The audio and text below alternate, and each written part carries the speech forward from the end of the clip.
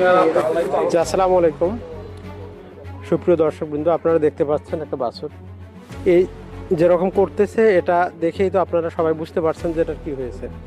তো আমাদের যেটা করতে হবে সেটা হলো যে এরকম যে গরু বাছুরই করুক না কেন, ছাগল হোক বা অন্যান্য বিড়াল কুকুর যেটা হোক না কেন, তাকে সাথে সাথে আপনারা আলাদা করে রেখে দেবেন। এটা আপনারা বুঝতে পারছেন যে এটা হচ্ছে র্যাবিস। দেখেন কত মানুষ এখানে দেখার জন্য আসছে। এই র্যাবিস ভাইরাস এটা সাধারণত কুকুর, বিড়াল, শিয়াল এই ধরনের যে প্রাণীগুলো আছে এগুলোর কামড়ে, এগুলোর লালা থেকে হতে পারে। তো আমরা যারা সাধারণ মানুষ আছি তারা অনেক সময় দেখা যায় যে আমরা আমাদের হাতের আঙ্গুলে বা অন্যান্য কাজ করতে গিয়ে কিছুটা কাটা যায়। এই কাটা যাওয়ার কারণে ওর মধ্যে যদি একটু লালা পড়ে আর ওর মধ্যে দিয়ে ঢুকে পড়ে, তাহলে দেখা যাবে আমাদের শরীরে চলে আসছে।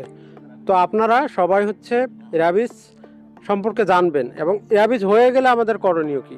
যে প্রাণীর হয়ে যাবে আপনারা ওটাকে ধরা বাদ দেবেন, ওটাকে ছোঁয়া বাদ দেবেন এবং ওটাকে ডিসপোজ করে ফেলবেন। যদি এটা গরু, ছাগল এগুলো হয় তো এগুলোকে আপনারা আলাদা করে এটাকে রেখে দেবেন। আর যদি অন্যান্য প্রাণী হয় আপনারা সাথে সাথে এটাকে ফেলবেন বা অন্য কিছু